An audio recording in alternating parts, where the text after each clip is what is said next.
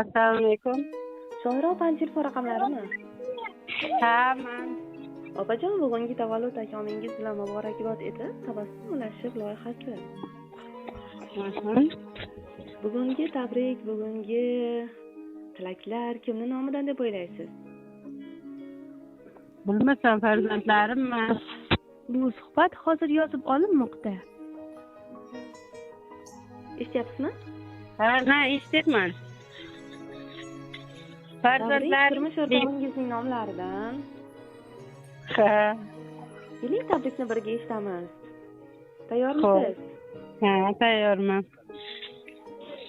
Azizam, bugungi tug'ilgan kuning bilan tabriklayman. Aslida seni nima deb chaqirishni ham bilmayman. Farzandlarim onasi, umr yo'ldoshim, yostiqdoshim, mehribonim, darddoshim yoki maslakdoshimmi, sirdoshimmi? Allohim bergan omonatim deyman. Shunday deyman-ku. Lekin shu omonatni saqlay olyapmanmi yoki yo'q, buni Parvardigorim biladi. Shoira. Yo'llarimiz tutashganiga necha yillar bo'ldi. Bu yillar davomida nimalarni ko'rmadik? Yaxshi kunlar, baxtli lahzalar, quvonchga, tabassumga to'la onlar bilan birga hayotimizning qiyin kunlari, sinovlarga, dardlarga boy onlar ham bo'ldi. Men bugun senga rahmat aytmoqchiman. Yaxshi kunda ham, yomon kunda ham yonimda bo'lganing uchun, qo'llab-quvvatlaganing, yuragimga tinch bo'lganing.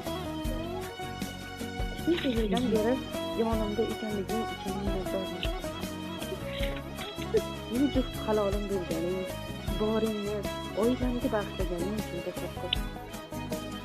Allohimga shukrlar bo'lsinki, menga senday oqila, mehnatkash, go'zal, aqlli, samimiy bir ayolni omonat qilib berdi.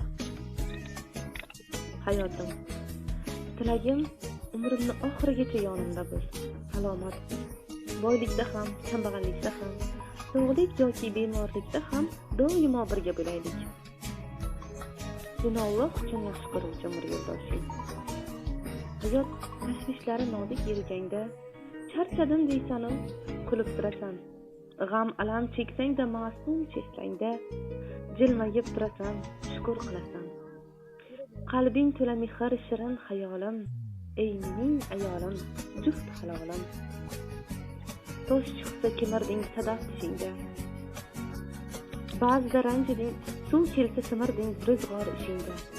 Ba'zida ranjiding ozorlarimdan, bariga chidagan shirin xayolim, ey mening ayolim, juft halolim.